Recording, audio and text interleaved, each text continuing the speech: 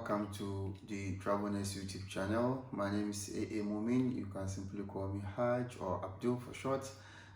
Today we are going to talk about something that a lot of people have asked me about. I've received a lot of calls, a lot of text messages, trying to find out more about this particular thing. And what am I going to talk about today? It is the Ielts. Today we are going to talk about Ielts. Yes, we are going to talk about how you could easily pass it in just one sitting. Yes, you heard me right. In a single setting, you can make it just as I did. So before then, if this is the first time you are watching me, kindly like, share and subscribe to this channel for more exciting videos. And if this is not your first time, thank you very much for sticking to this channel. Yeah, so let's go straight to the point. Ielts is the international English language testing system, and this is being organized in collaboration with the British Council, the IDP, IELTS Australia, and the Cambridge English Assessment Center. So basically we're going to talk about briefly about what the exam is all about. We're going to talk about its components, what it entails, what is expected of you. Then I will share some learning materials that could easily help you pass the exams. I will share some links as well, extensive links as well. So kindly leave your email addresses in the comment box if you want me to send you some materials. Some of them are quite huge in size, the file, so you leave me and I'll share a folder through the email. So look at about the scoring system, how they grade what is expected of you. Also look at some do's and don'ts of it. So stick to this channel, don't go anywhere. I'll be right back.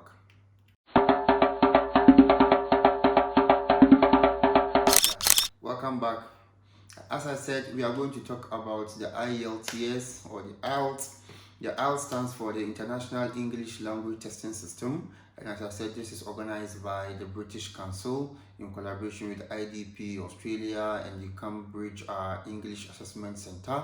Okay, so this is the world's most popular English language examination for higher education and global migration.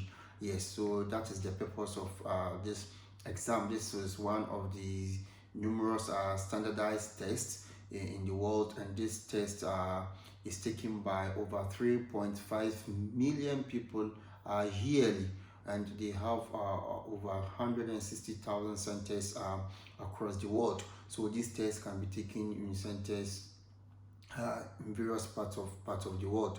Okay, so briefly, this particular examination comes in two models. We have the academic IELTS and we have the general IELTS. Okay, so we're going to talk about the academic IELTS, which is usually for higher education, if you want to further education, and mostly for professional work. Okay, but with the general IELTS is purposely for migration, if you want to travel to a different country or migrate to a different country to work.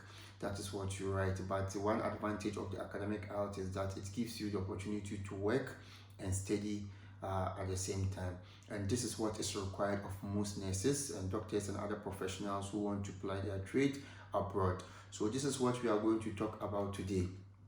Okay, so the test is organized in two main forms. We have the computer-based one, which you do on a computer at the examination center, and we have the paper-based. The computer-based takes about 5 to 7 days for you to get your results, whilst that of the paper-based takes 13 days, or let's say roughly 2 weeks for you to get your result. And the paper-based is the most common one that people do tend to take. Okay, so the test in all takes about 2 hours 45 minutes for everything. And so the IELTS basically is to test your command of the English language, okay, how well you can use the English language. And this has a band score of bands 1 to 9. So in the IELTS, there's nothing like you failed, okay, because each band represents how well you can use the English language. What people tend to forget is that Each game has a rule, and it's not different with the IELTS. The IELTS has rules that one has to follow. You follow the rules, you follow the principles of the exam, and you make it once and for all. I'll take you through all these things, the do's and don'ts of IELTS. Okay, so this is basically like our form of communication, how we communicate. We have 4 forms of communication. That is relating it with IELTS. Okay, so we have speaking. It comes in 4 parts. We have speaking, we have listening, we have writing, and reading. Okay, so as I'm communicating now, I'm speaking. For you, if for speaking, you should have clarity. Your pronunciations should be on point. Okay, for people to understand what the message you are trying to put across.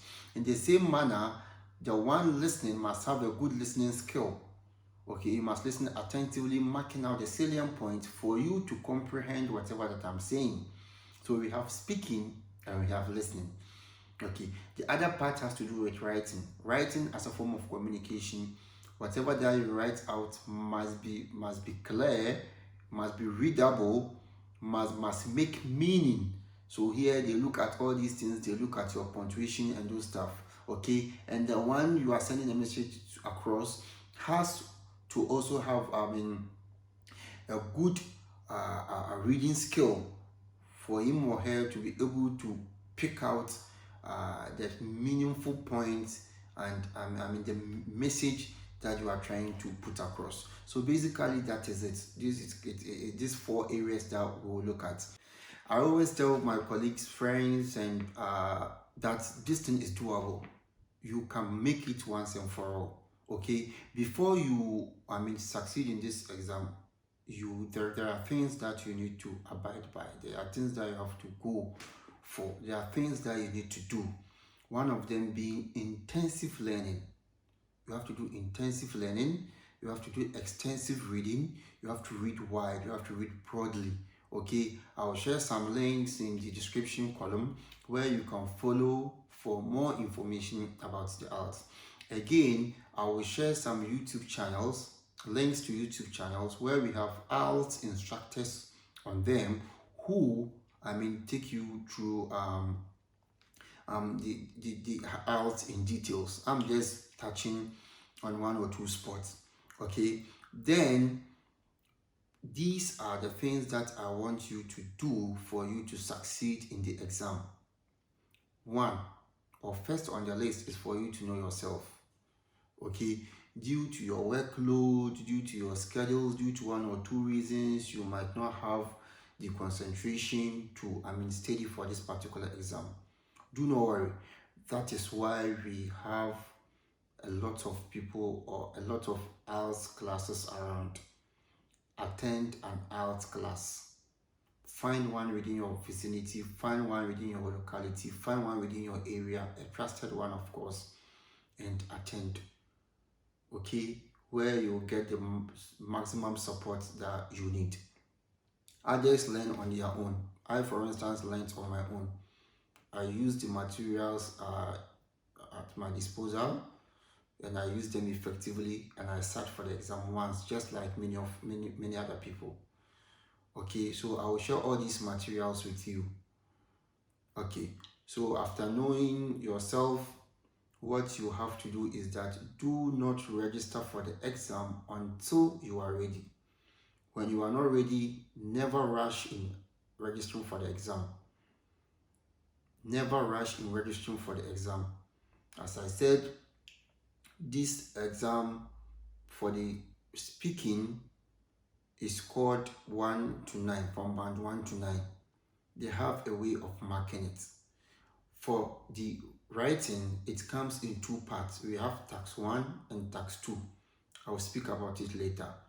Reading comes with 40 questions.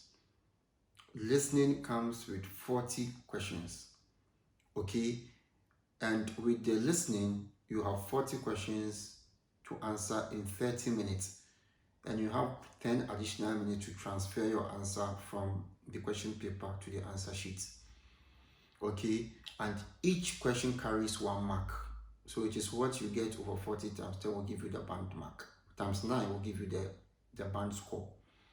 Okay, so during your practice, when you tend to get over 30 in reading or listening, then I will say you are ready. If you tend to get over 30, you score 30 out of 40. You get 30, more than 30 out of 40, then you are ready. With the speaking, you will need to be practicing with someone. You need to practice a lot. A lot of people tend to ignore that and take that for granted, and that has cost a lot of people dearly. Okay, with the writing, again, you have to practice and get an assessor, somebody who will assess your essays and see how well you are doing. Okay, so before then, I will take them one by one. So let's start with the speaking. Speaking test is the shortest of it all. The speaking test usually takes between 10 to 15 minutes. Okay, and it comes in three parts. Part one, where you introduce yourself to the examiner. Of course, after the examiner has introduced him or herself to you, then the examiner will ask you questions like your name, where you stay, about family. You have to be flexible.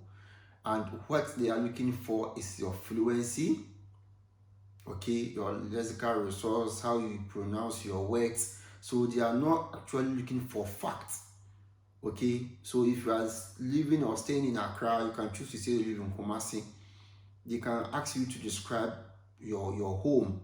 If you have an ideal home, imagination of your future home, how you want your future home to look like, you can use that one as an answer. All they need is your fluency. All they need is your flow. All they need is your punctuation. All they need is the resources, the lexical resources that you need.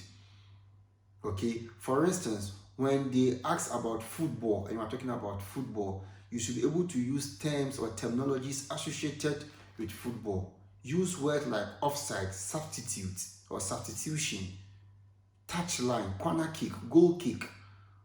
They want the technical terms. If they ask anything relating to computer or ICT or internet, we talk about web browser, GPS, home page.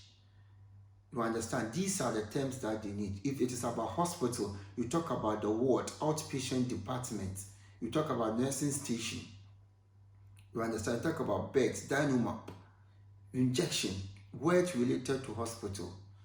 Okay, that is what they want. So as I said, the speaking comes in three parts. Part one is the introduction, which lasts for 45 minutes, then or 3 to 4 minutes, let me put it that way. And the second part is a clue card, which here a topic will be given to you. You'll be given 2 minutes to think about it, or 1 minute to think about it, and 2 minutes for you to talk about the topic. It can be any topic at all. That is why you have a minute to jot down some points. Do not write on the cue card. Do not write on the cue card. For instance, they can ask you about a movie you watched, so you have to talk about maybe where you watch it, what type of movie it was, whom you watched it with, and how did it end. You understand? Yeah, so you have 2 minutes to talk about it. Then the third part will talk about its discussion topics. It might either relate to the first part or the second part of your speaking. Okay, and in the third part, if the examiner finds out that you are not getting the question, you can rephrase the question to help you understand whatever that they are saying or whatever that you are to talk about. With the speaking, it will be recorded. This is because if in case you should come and request for a remark, then they will have something to refer to. So with the speaking, it is recorded, and it takes about 15 minutes for the whole session. Okay, and mostly you take the speaking test before the rest of the test. Now let's go and look at some do's and don'ts of the speaking. All right, now we look at some do's and don'ts of the speaking test. As I said, this test will last for 10 to 15 minutes, and you usually take this test before you sit for the writing, reading, and the listening, because all those ones are done together on the same day. Okay, but the speaking, you might have it a day before your exam, or 2 days or 3 days, like that. Okay, so one, talk to the examiner. You have to feel relaxed.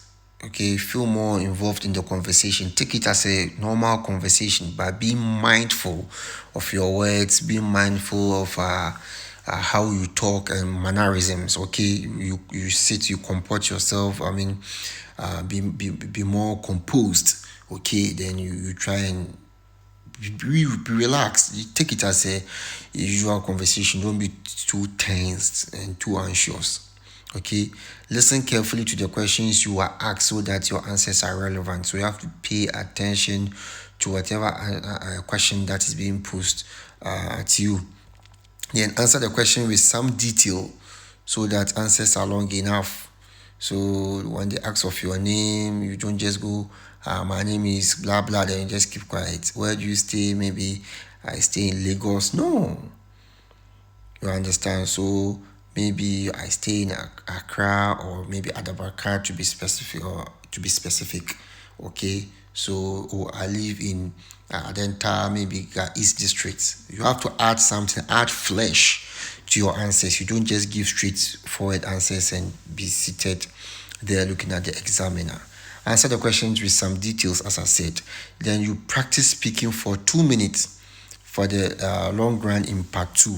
As I said, speaking is in 3 parts. Part 1 is just introduction, when the examiner will introduce him or herself and after ask you to do same. Part 2, you'll be given a clue card where you speak about a particular topic. So you'll be given 1 minute to think through your answer. Then you have to speak for 2 minutes. You don't stop until you are stopped. Okay, try and be talking more about the topic you'll be given till the examiner stops you. Okay, use the preparation time in part 2 to think about what is written on the card. You'll be presented with a card as I did in part 2. Maybe talk about a movie you watch, whom you watched it with, what type of movie it was, or talk about a journey you embarked on, what type of journey, where you went to and how it was, something like that. Okay, so use the instructions and prompts on the card in part 2 to help organize your long term. Okay, practice ways of delaying answers to give yourself time to think in part 3. Okay, so you speak, you can use sounds, but you don't just keep quiet staring in the face of the examiner. As I said, part 3s are more of discussion topics. So that one you can talk for long, you can expand your point and explain your opinions and give examples to support them. That will be in part 3.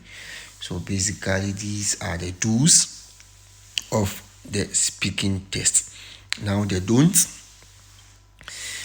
Don't learn answers by heart. As I said, with some of the materials available, especially on YouTube and like the marker speaking test, where they give predictions, predictions of questions that you might be asked in your speaking test. And to be very honest with you, 80 to 90% of their predictions do drop.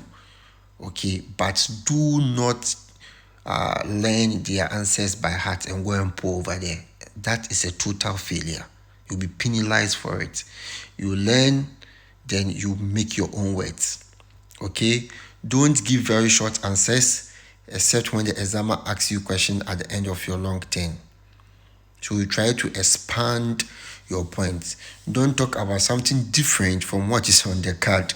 Maybe you were expecting a particular question and they ask something different and now you are trying to be smart. No, it doesn't work that way. Try to answer whatever that you've been asked. Okay, there is nothing like I have no idea in the speaking test. As I said, they are not looking for facts. They are looking for your flow, your fluency, how you pronounce your words. Okay, accent doesn't matter. They know where you are coming from, whether you are Zimbabwean or Gambian or Nigerian or Ghanaian, it doesn't matter. They know your tongue, okay? So don't try to slur or slang or fake your accent. No, they don't mark accents. They mark pronunciations, your fluency. That's what they're after. So it's not about fact, whether what you are saying is true or not. No. You can be speaking from your wildest imagination, and as far as you are flowing, that is it. You pass. Don't write on the tax card. That is not yours. You'll be given a piece of paper. That is where you can do your rough work. But on the question paper, the tax card or your cue card, never make a mistake of writing on them. Okay? Don't worry if you realize you've made a mistake. It's okay to correct yourself. If you can't correct yourself, forget it and carry on. Okay, so anytime you see something and you feel like you didn't answer the question correctly, you can quickly come back and address it. It is allowed. Okay, don't ask the examiner if what you say is correct, because they are not allowed to give you any feedback, because the conversation is being recorded. Though the two of you, you are the only people in the room, but there are cameras and those kind of stuff. So the conversation is recorded, so that in case of any remark, there will be a material to rely on. So that is how it works. So don't bother asking the examiner whether you did well or not. No. But when an examiner asks a question, especially in part 3, the discussion topics, and you don't get it, you can ask the examiner to come again. And they will try to rephrase the question in a manner that might be easily understandable. Okay, so basically that is. Yeah, now let's look at the listening. Listening is more of the oral English exam that is done in WASI, where an audio will be played. You listen attentively, a question paper before you, then you answer whilst you listen. Yes, that is it. And this takes 30 minutes. You have 40 questions to answer in 30 minutes. The questions can be filling, they can be multiple choice, they can be maps, they can be matching words. Yes. So basically it's 30 questions. You have 40 minutes. You listen attentively. You listen to the pronunciations well. You follow instructions. Read the instructions carefully. When they are demanding for not more than 2 words, make sure you don't write more than 2 words. If not more than 3 words, make sure you write exactly 3 words. Anything short of that, you will be marked down. And again, the listening needs constant practice. Okay, it needs constant practice. So practice a lot with the Cambridge Alt materials. These are past questions from the British Council or the Cambridge University, and they are standard. A lot of websites tend to draft their own questions, but I will advise that you stick to the Cambridge past questions. I will send the link again. If you need them, just leave your email address in the comment box. I will email them to you. One advice I will give is that try as much as you can to print all these books out. The Cambridge, we have from 1 to 16, 15 for now. Okay, and each year they release a book or a pamphlet, and it consists of 4 tests for the year. Try to answer these things over and over again. People tend to study it on their laptops or on their mobile phones. It is not advisable, because on the D-Day, if you don't go for the computer-based and you go for the paper-based, which most people do, you are going to be given a paper. And if you tend to practice or do most of your practice on a laptop or on a mobile phone, you really find it difficult. That is where the delay comes, and before you realize, you run out of time. Print them out. It wouldn't cost you that much. Okay, the photocopy services in our universities and various institutions are way cheaper. Print them out. Print them out and study from them. Okay, try as much as you can. Try your hands on more of these questions. Now let us go and look at some do's and don'ts of the listening test.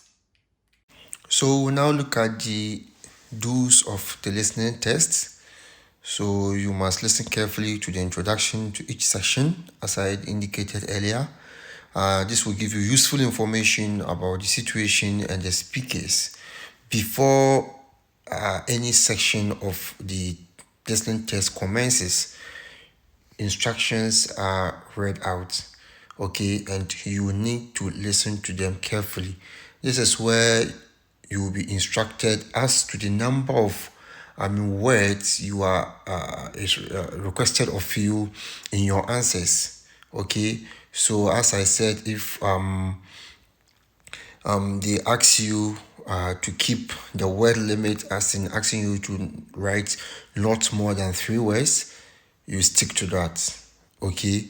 You don't have to write more than 3 words. If you write less than that, they might be wrong. Is a word, there is a word, so you need to take very good notice of that. 2-letter words are words. They might sound confusing at times.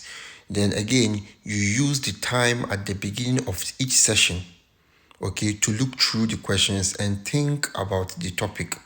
So we'll be giving some spare time, like 30 seconds, so you quickly run through the questions to have an idea of what to expect, okay. Then you read the instructions for each task carefully. Again, you remember to check the maximum number of words allowed, okay. Write all your answers as you listen. This is because the recording will be played once. There will be no repetition, so you have to listen with an attentive ear. You will be provided with pencils. You can take your pencil along. So anytime you are listening, make sure you just underline or circle your answers, because after that you'll be given 10 minutes to transfer your answers onto the answer sheet, and that is only allowed in the listening test. With the writing, you will not be given any spare time, okay. Then check that what you write makes sense in the context, okay, especially with the feeling where you have to write an answer. Make sure the answer you wrote completes the sentence, okay. You can make meaning out of the sentence. Then you pay attention to any examples that are provided, because examples always serve as a lead to getting the right answer. Then again, you try to answer all questions even if you don't feel sure about an answer. You understand? So simply means do not leave any question unattended to, okay. And at the end, you're given 10 minutes to transfer your answer to the to your question paper. So these are the do's of the listening test. Then the don't of the listening test. Don't worry if you have to cross out or change an answer. It is allowed. Do not paint it. Just cross it out neatly. And if you are using a pencil, that makes it very easy. You just erase it. Don't panic if you miss one question. Look ahead and concentrate on the next one.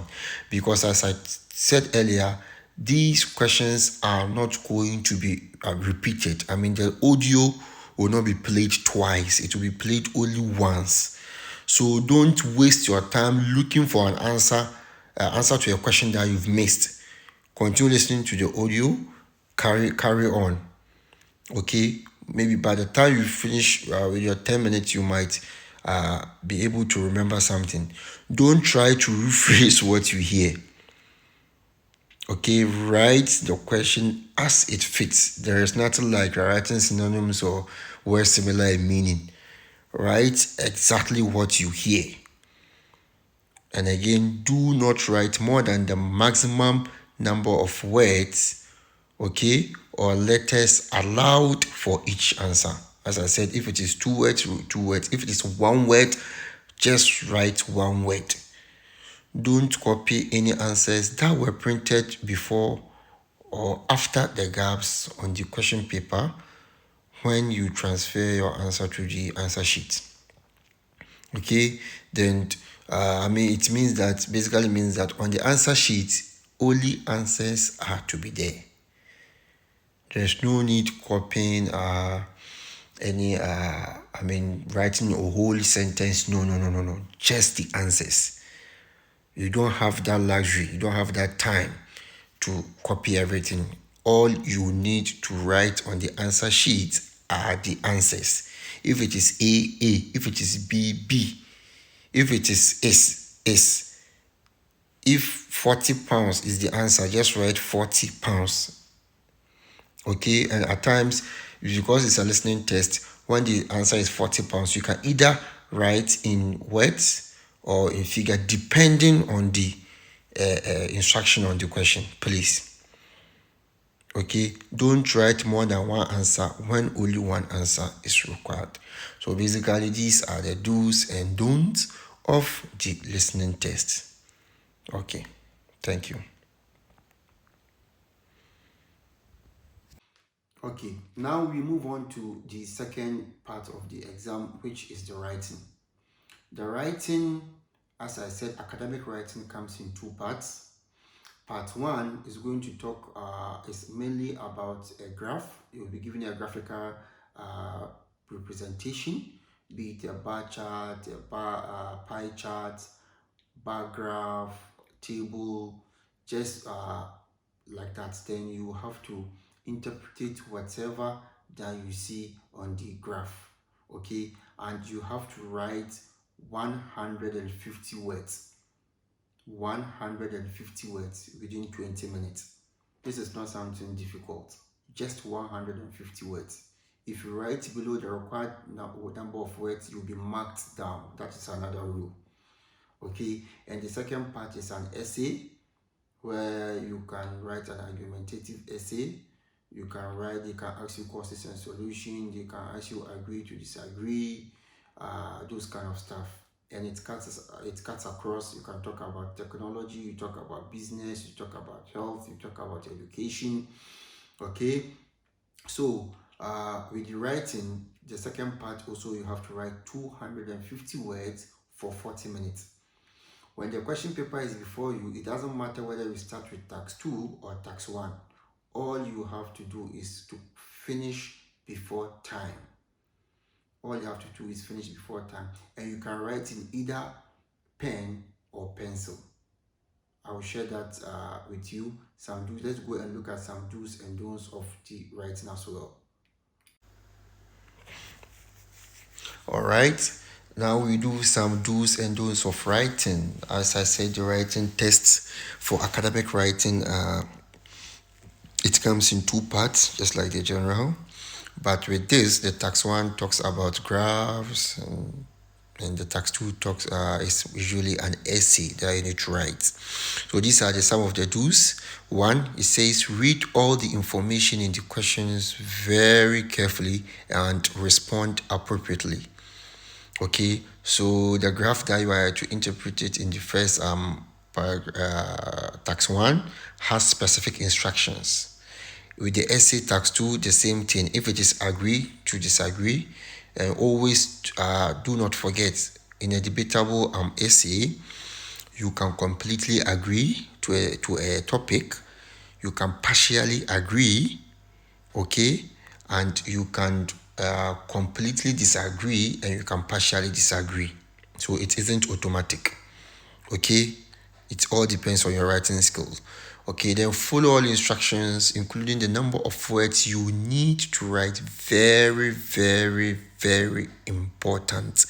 Tax 1, the graphical representation, you are required to write not less than 150 words. You write less than that, you are marked down. You write more than that, that's fine. Try and stick to that. Okay, then tax 1 again takes about 20 minutes. Finish writing tax 1 after about 20 minutes to allow enough time to answer tax 2. because tax 2 requires 250 words, hence requires more time. That is the 40 minutes. And I repeat, it is not mandatory for you to write tax 1 before tax 2.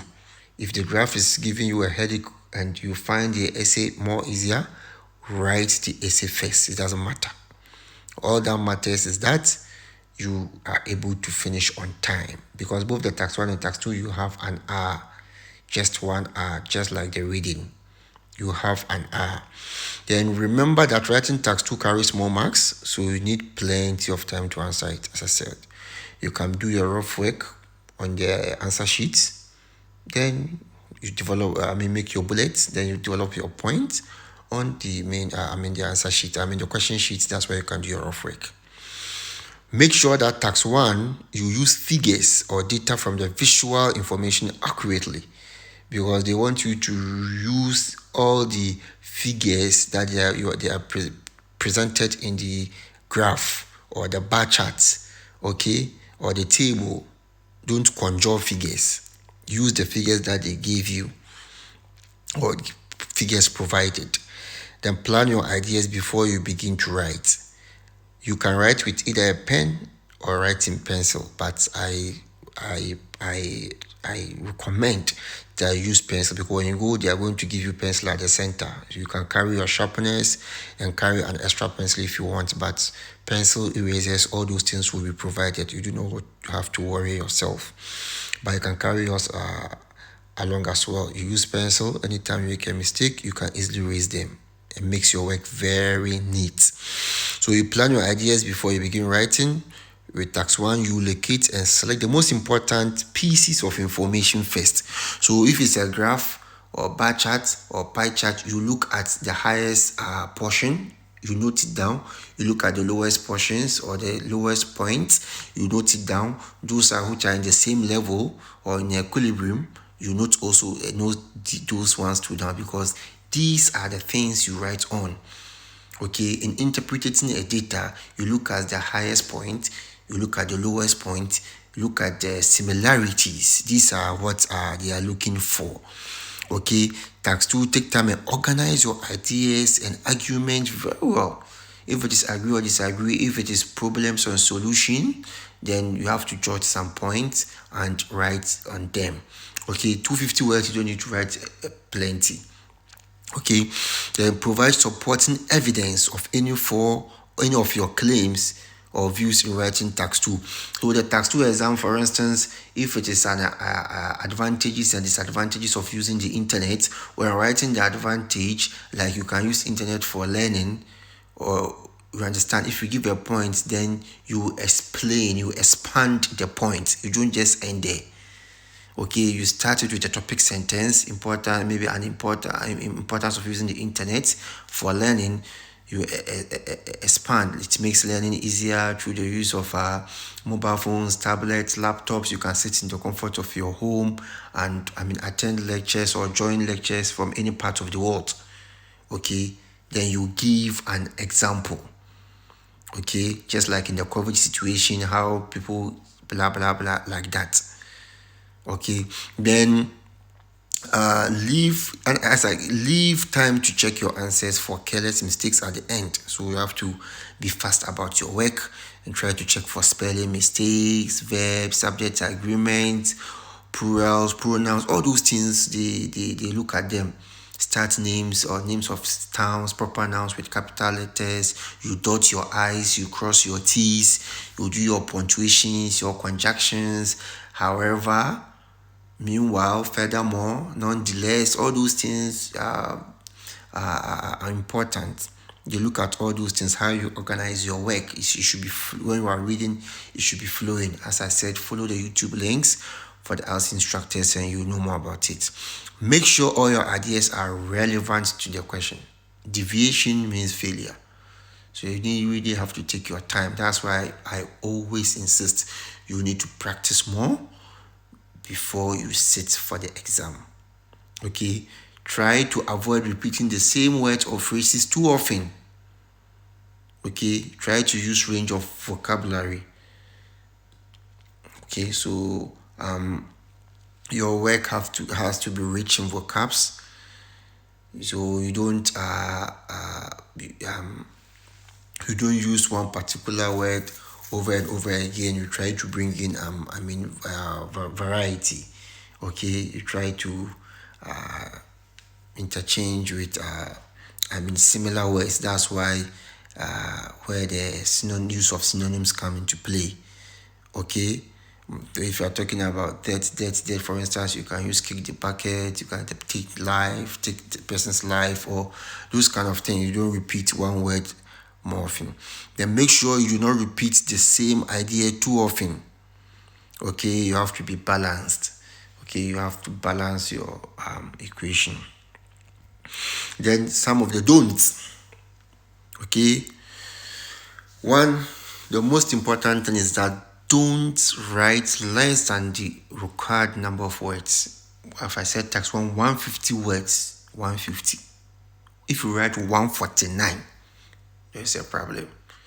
Don't use note form or bullet points. Expand them. Don't just write Papa, and you have to expand and probably give an example. Don't leave out any required information. Whatever that is being sought out from the question, you have to answer them, tackle it. Don't waste your time learning essays by heart to use in the exam. Some of the materials that I'm sharing with you have sample answers to some IELTS question. Don't memorize answers and go and pour them, because it will be easily detected and you'll be penalized for it. Try to use your own words. You can study with those materials, but do not go and do chew and pour, please. It is against the rules of the exam. Even in speaking and all those things is the same, especially speaking and writing. We have sample answers or model answers. Don't memorize model answers and go and pour it over there. Okay, don't simply copy words and phrases from the question paper. No. Try and use your words. If they are saying argue, you can say opine. Okay, others argue that when used in the first paragraph or the next one, others opine that, others are of the view that, you understand. So you have to be the dynamics more, change your way of doing things. Okay, so basically these are the do's and don'ts of the writing test. Okay, let's move. Now we're going to talk about the reading, the almighty reading. This is one component that a lot of people tend to have issues with, especially with the timing. So anytime, this reminds me, anytime you are practicing at home, make sure you time yourself. If possible, instead of the usual 1 hour for the reading, make sure you hit the target of 50 minutes instead of the 60 minutes. I did that and it really helped me. I always timed myself 50 minutes, and I make sure that I go by it. When the alarm sounds, I stop writing. Okay, so the reading, as I said, consists of 40 questions, and there are 3 passages. Okay, you have to read a passage, and after reading the passage, you answer questions, just like the English comprehension that we did in school. Yes, so we have multiple choice questions, we have feeling, we have summary. It can come in various forms. Okay, so just follow the links, go to the videos where there are extensive lectures on the reading for you to learn more. So now we'll look at some do's and don'ts of the academic IELTS reading.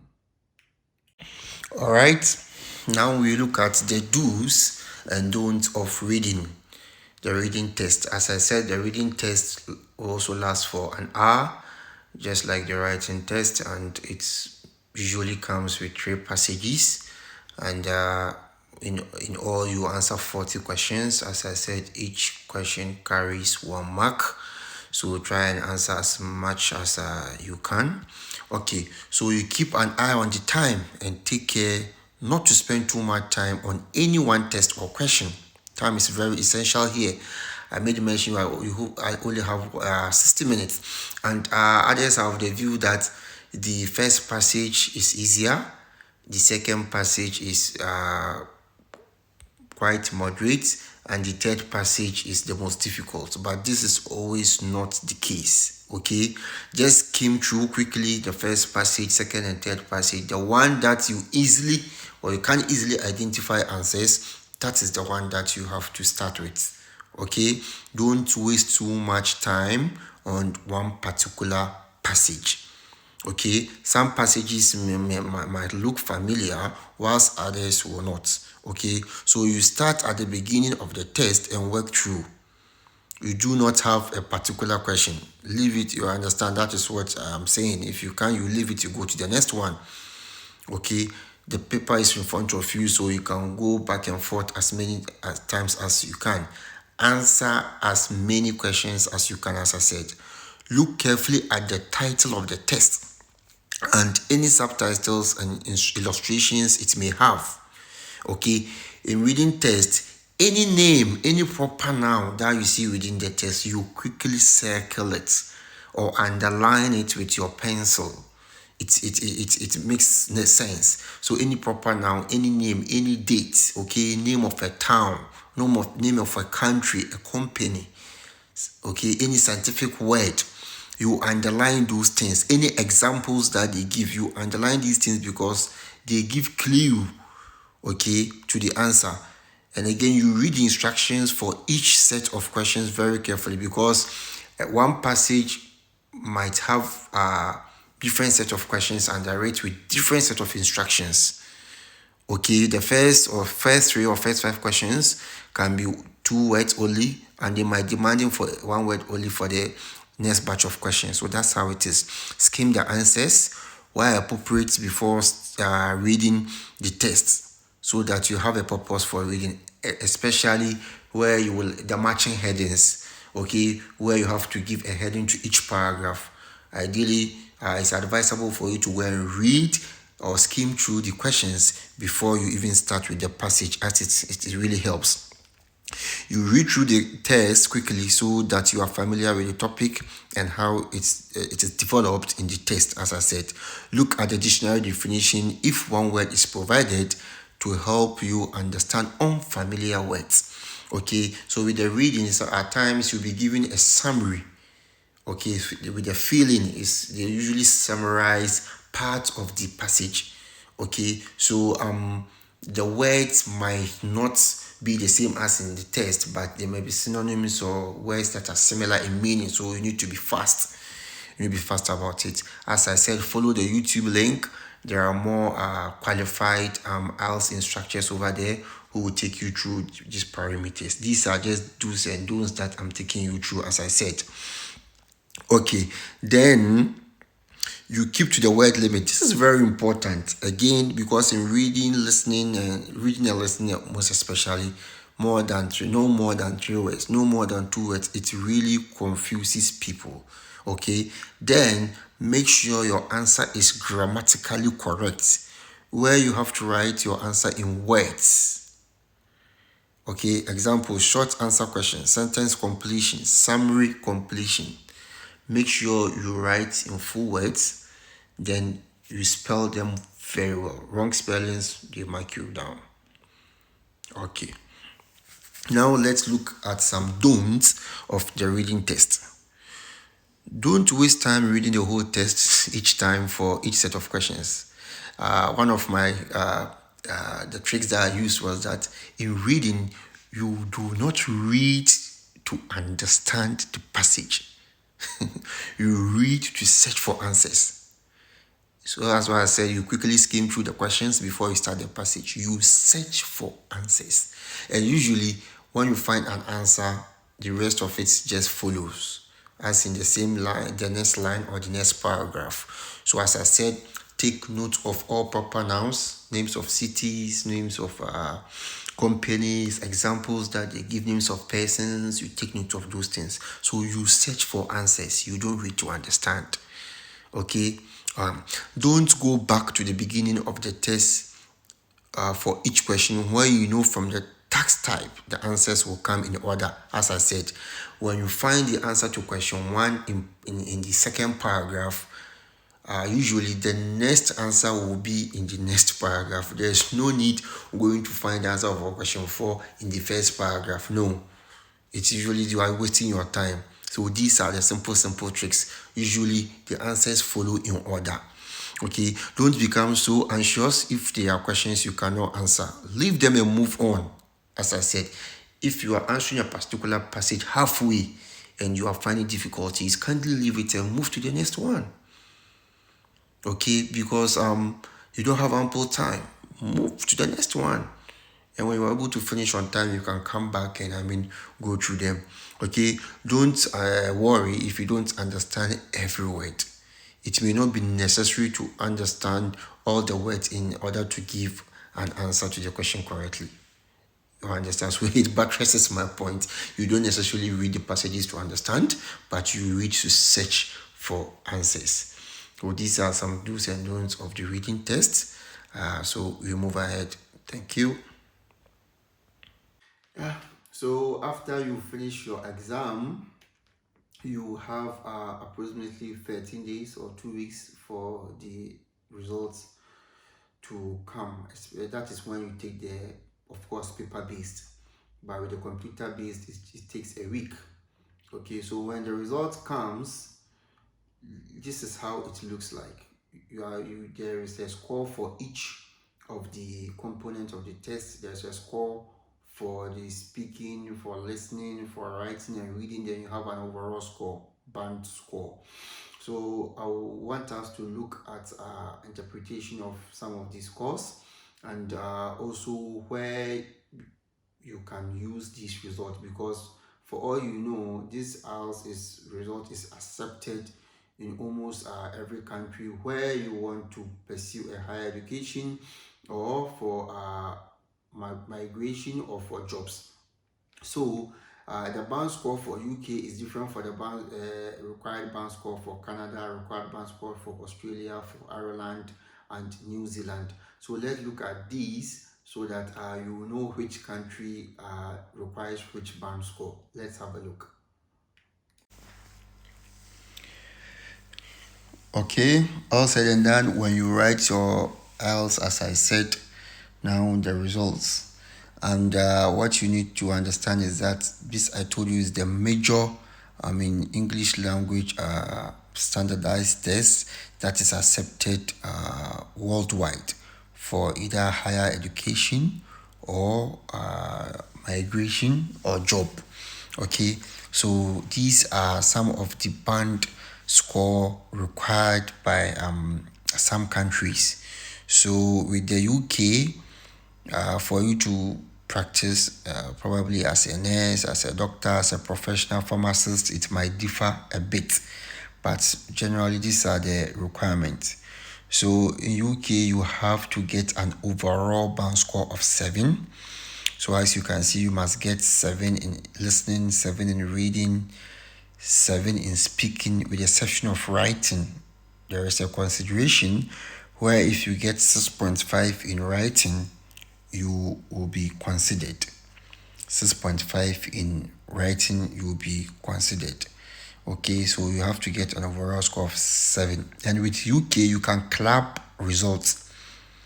You can club. What it means is that within the clubbing should not be more than, I think, 6 months or something like that. So yes, you can actually combine 2 different results, okay, to be able to make it. You can combine 2 different results. So with the US, I would say they have the most flexible band score. They are requiring an overall band score of 6.5. That is the least among all the countries.